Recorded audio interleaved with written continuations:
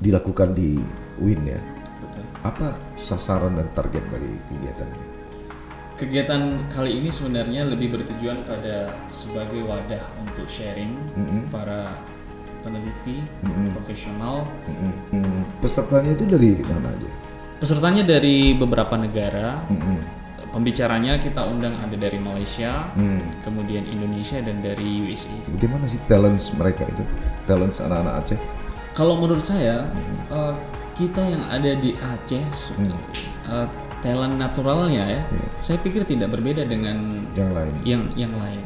Kalau tadi Dr. Mujahid mengatakan dibandingkan dengan Amerika kita tinggal 100 tahun. Kira-kira begitu. Kira-kira begitu. Nah, UIN ketinggalan dari UGM, ITB atau dari Jawa berapa tahun? 50 tahun.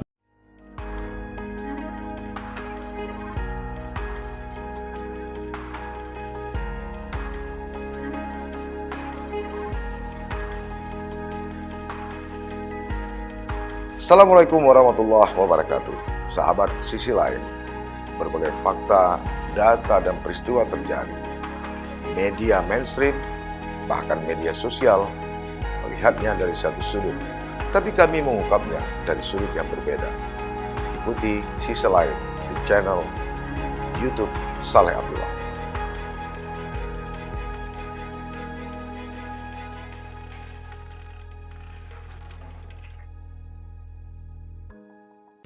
Assalamualaikum warahmatullahi wabarakatuh.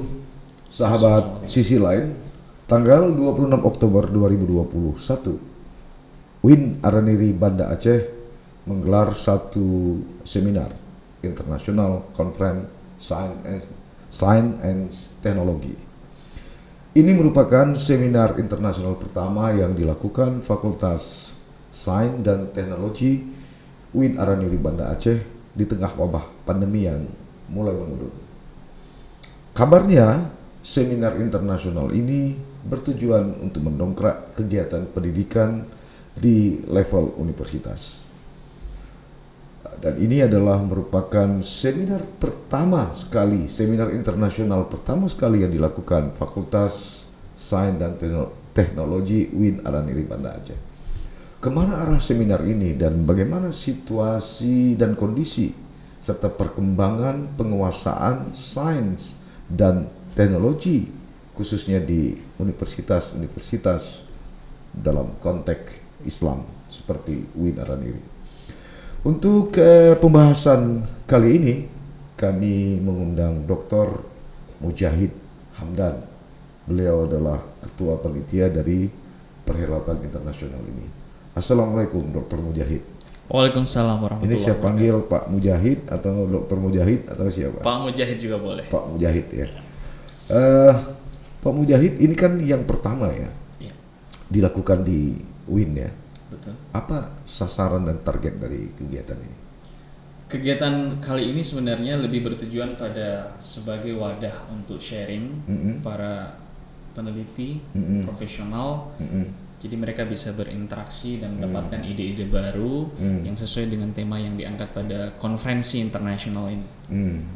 Tema dari conference ini apa ya? Secara umum, tema ini masih related dengan situasi COVID-19, tapi kita tidak membahas dari sisi COVID yang sekarang sedang berlangsung, tapi kita coba mengambil satu topik dan tema besar. Bagaimana sebenarnya kita memperbaiki kualitas kehidupan kita pasca pandemi. Jadi proyeksi kita tidak berbicara lagi soal COVID yang sedang berlangsung, tapi bagaimana setelah pandemi ini. Pasca pandemi itu ya. Pasca pandemi dengan perspektif dan angle science and technology. Pesertanya itu dari mana aja? Pesertanya dari beberapa negara. Pembicaranya kita undang ada dari Malaysia, kemudian Indonesia dan dari USA. USA. Artinya ini secara virtual ya. Secara virtual. Sejauh ini sudah berapa yang mendaftar? Sejauh ini kita mewajibkan Fakultas Sains dan Teknologi warganya itu saja sudah terhitung 1.000. 1.000 Kira-kira ada 1.000 dan itu akan terus bertambah selama periode pendaftaran menjelang hari Itu khusus kegiatan. UIN aja ya? Itu khusus fakultas saja. Jadi Fakultas, iya. karena ini merupakan pesta akademik, jadi hari perkuliahan di hari konferensi itu diliburkan dan diarahkan untuk ikut konferensi internasional tersebut. Ya, ini kan yang pertama ya, Ya. yang perdana ya. Betul. Bagaimana ide untuk memunculkan seminar internasional ini di tengah, kalau kita tahu sekarang kan di tengah kelusuan dari budaya, sains dan teknologi ya, apalagi ini bukan universitas umum ya, tapi agak spesifik UIN gitu ya, bicara sains dan teknologi. Gitu. Oke. Jadi sebenarnya konferensi internasional ini sudah kita rencanakan 2 tahun yang lalu, itu tahun 2019.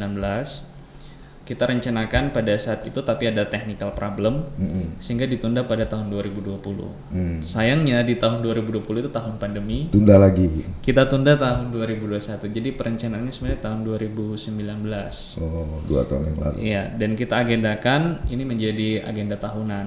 Tapi baru terwujud kita usahakan di tahun 2021. Nah, berkaitan dengan pertanyaan apakah sebagai universitas agama yang image-nya agamawi bisa menyelenggarakan kegiatan-kegiatan akademik yang basicnya adalah sains dan teknologi.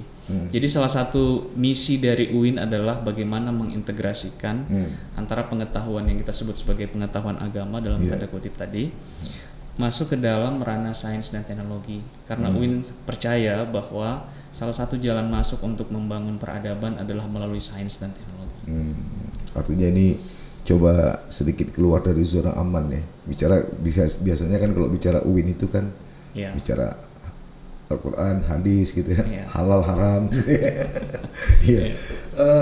Menurut Dr. Mujahid ya, bagaimana sih iklim perkembangan di perguruan tinggi di Aceh ini soal sains dan teknologi? Kayaknya lesu sekali ya, hampir nyaris tidak pernah ada gitu ya.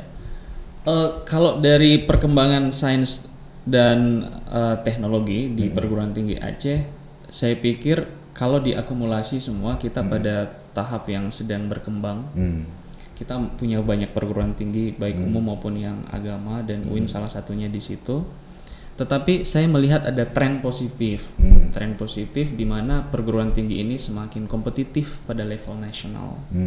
Bisa kita lihat dari beberapa indikator-indikator. Sayangnya saya tidak punya data yang pasti, tapi kalau kita lihat indikator perguruan tinggi kita yang ada di Provinsi Aceh dalam hal sains dan teknologi ada tren yang meningkat dari segi research dan publikasi hasil research.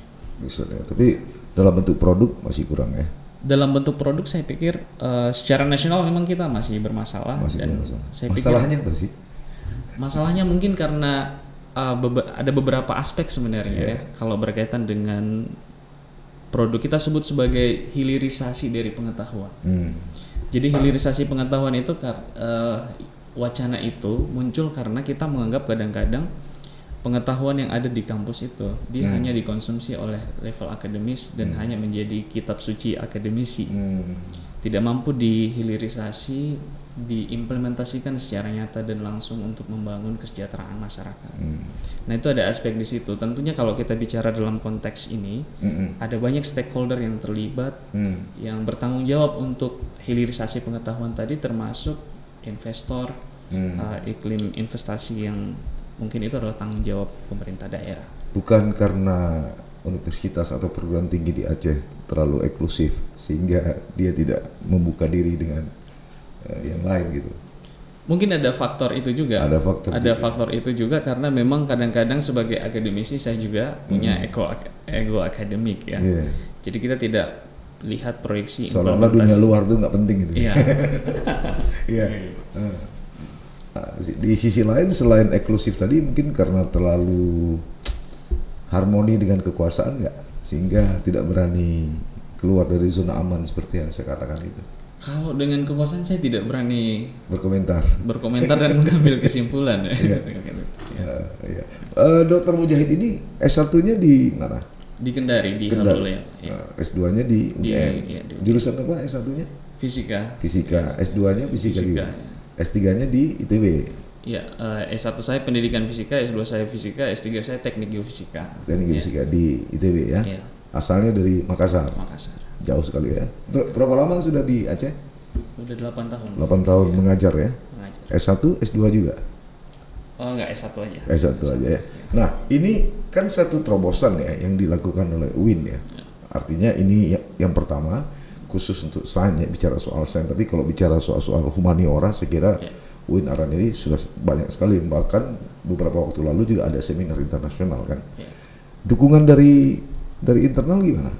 Dukungan dari internal terkait dengan pengembangan sains dan teknologi itu sangat luar biasa. Salah satu bentuk dukungannya adalah dengan support full dari fakultas untuk kegiatan ini dan juga dari internal UIN sendiri. Kalau kita lihat indikator-indikator lain bagaimana UIN Araniri mencoba untuk di track yang kita anggap tidak biasa itu. Jadi UIN Araniri sejak tahun 2013 bertransformasi dari IAIN ke UIN. Sebenarnya itu adalah semacam deklarasi bahwa kita sudah semakin inklusif, membuka diri pada bidang-bidang yang lain. Karena dulunya ada semacam dikotomi ilmu agama dan ilmu umum termasuk sains dan teknologi. Nah, image itu yang mau dirubah oleh UIN bahwa ilmu agama itu bisa berkompromi dan harmoni dengan sinergi dengan sains dan teknologi. Orang mungkin bertanya, sains dan teknologi apa yang dikembangkan oleh UIN Araniri? Apa bedanya dengan perspektif yang ada di perguruan tinggi umum? Jadi kita mengambil angle yang sedikit berbeda, yaitu bagaimana kita mengintegrasikan antara ilmu agama dengan sains dan teknologi. Contohnya bisa pada level implementasi, mungkin Fakultas Sains dan Teknologi lebih berfokus pada pemenuhan kebutuhan industri halal misalnya. Jadi ada angle-angle yang dipotret itu hanya bisa dilakukan dengan mencoba melakukan integrasi antara sains, teknologi, dan ilmu agama. Jangan lupa like, komen, dan subscribe. Serta aktifkan lonceng notifikasi. Pengalaman selama menjadi tenaga pengajar di UIN ya, khususnya dari mahasiswa Fakultas Sains dan Teknologi ini, bagaimana sih talents mereka itu, talents anak-anak Aceh menyangkut masalah sains dan teknologi ini?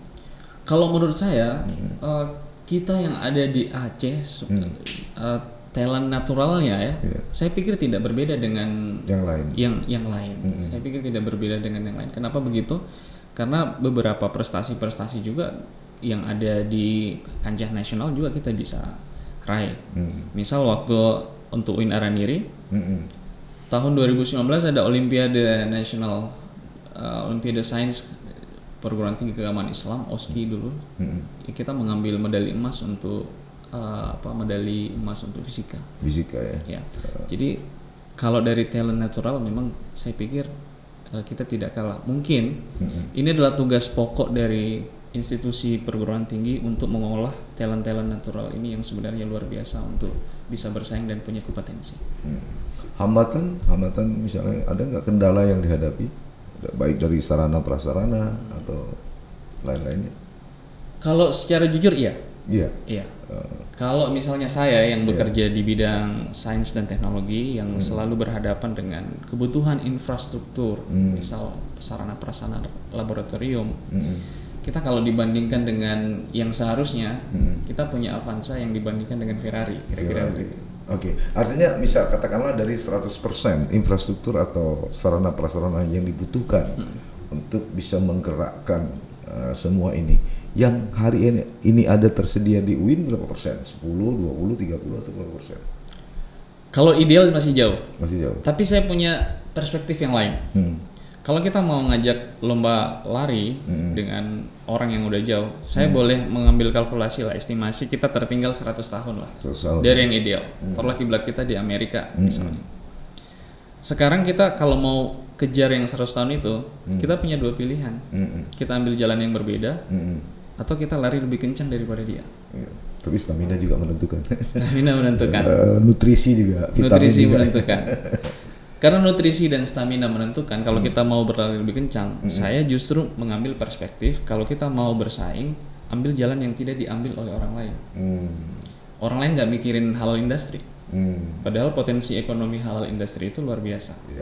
Orang lain tidak memikir misalnya soal teknologi perikanan. Kita punya potensi perikanan yang luar biasa, pertanian Aceh, kopi dan seterusnya.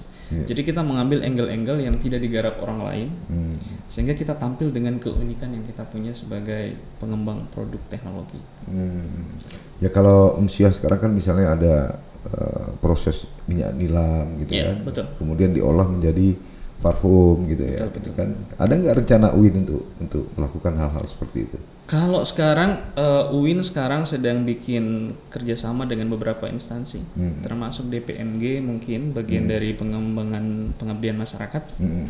Jadi ada produk yang sudah dibuat oleh UIN, misalnya produk hand sanitizer, kemudian ada antiseptik, kemudian juga beberapa riset misalnya yang berkaitan dengan pandemi, masker yang untuk kecantikan, kemudian ada teh dari daun kelor. Nah sekarang kita juga di UIN ada kerjasama dengan beberapa instansi terkait dengan pengembangan limbah-limbah kelapa sawit untuk produk tepat guna.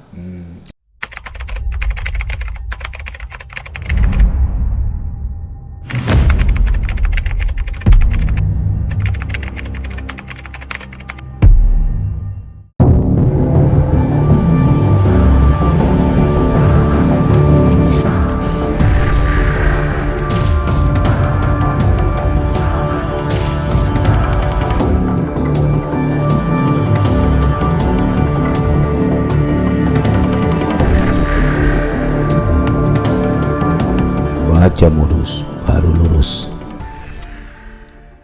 Ini apakah saya yang kurang membaca atau memang publikasinya yang kurang? Kok kayaknya kurang berdenyut ya. Padahal kan tadi banyak karya-karya seperti misalnya teh daun kelor. Itu kan saya juga butuh sebenarnya. Mungkin kampus memang harus selalu berupaya ya untuk menerjemahkan bahasa akademik tadi untuk menjadi bahasa yang lebih mudah dikonsumsi oleh masyarakat.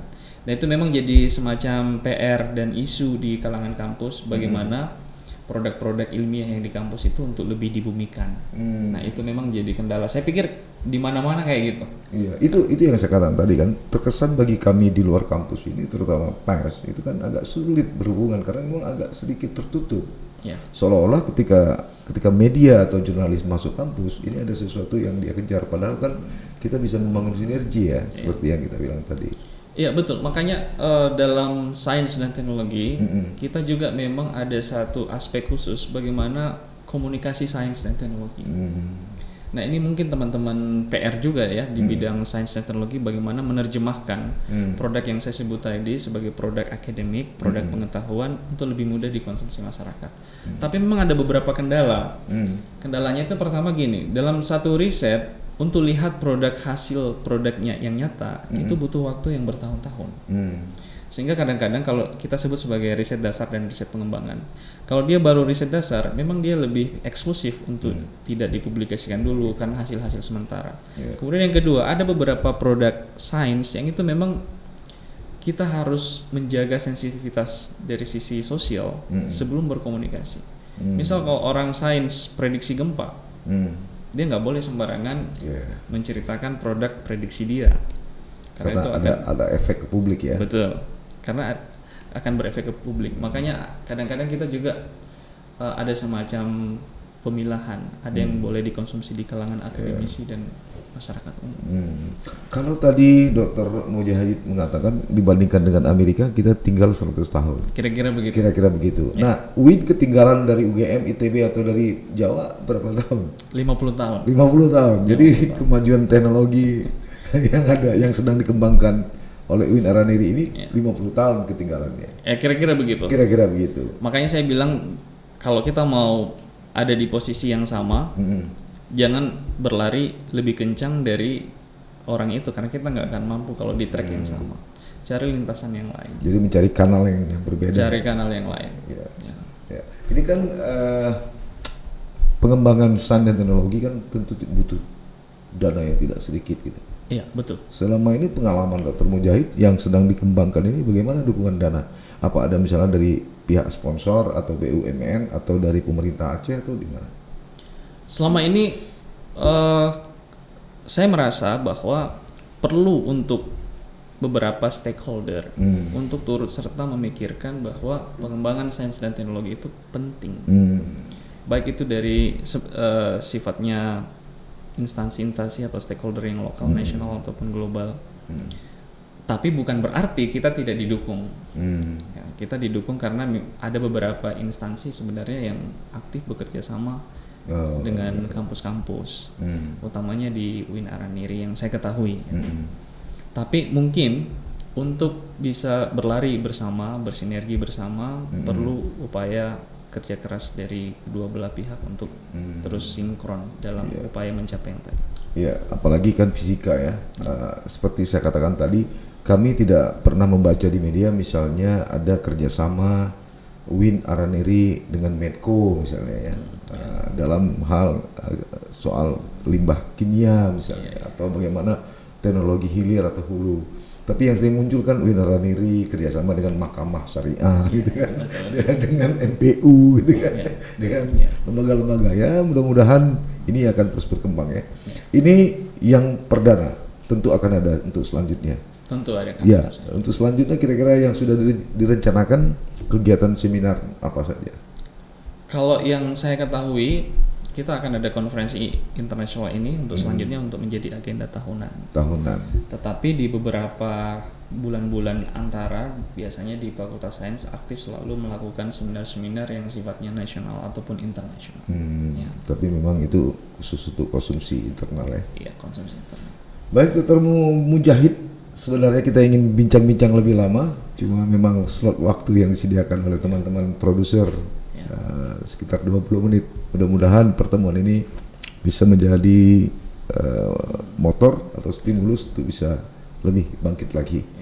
Sahabat Sisi Lain, itu tadi perbincangan kami bersama Dr. Mujahid Hamdan tentang seminar internasional. Mudah-mudahan ini merupakan awal yang baik untuk berkembang selanjutnya. Tentu sebagai sebuah perguruan tinggi yang terbuka, UIN Araniri Banda Aceh, kita berharap bisa lebih tampil maksimal, membangun kerjasama, sinergi dengan berbagai pihak, sehingga universitas atau lembaga pendidikan tinggi yang menjadi kebanggaan rakyat Aceh ini akan mampu bersaing dengan perguruan tinggi yang lain. Mudah-mudahan seperti kata Dr. Mujahid tadi, tidak akan tertinggal kira-kira 50 tahun dengan perguruan tinggi yang ada di Pulau Jawa. Sampai jumpa. Assalamualaikum warahmatullahi wabarakatuh.